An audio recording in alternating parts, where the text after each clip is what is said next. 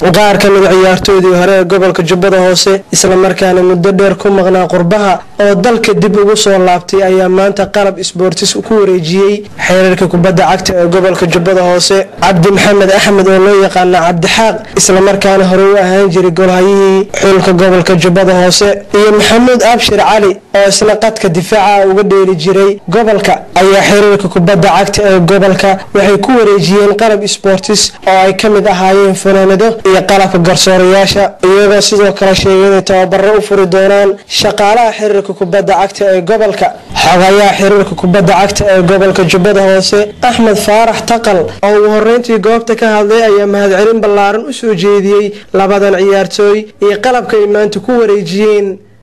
xiliyadii gobolka caanka ku ah kubadda cagta Maxamuud Yare iyo Cabdi Xaaq oo aan isleeyahay waxay muddo badan ku hawlanayeen kubadda cagta waxay naga saacideen wax badan ajir Allah ka siiyo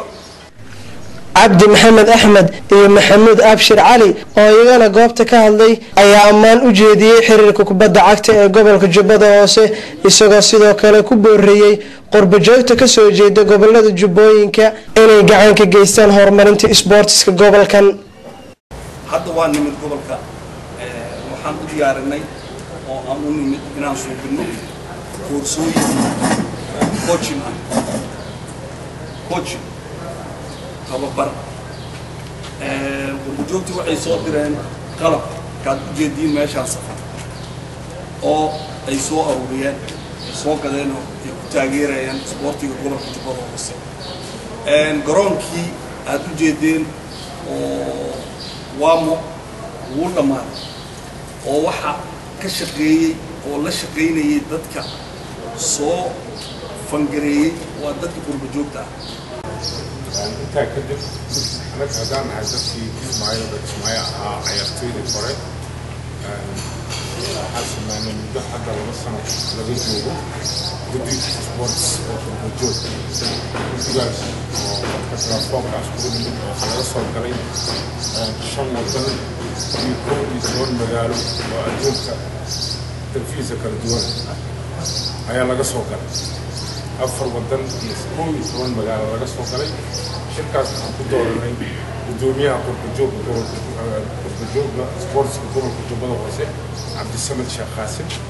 anna waxa ka yahay Cabdi Xaaqna wuxuu ka yahay afhayeen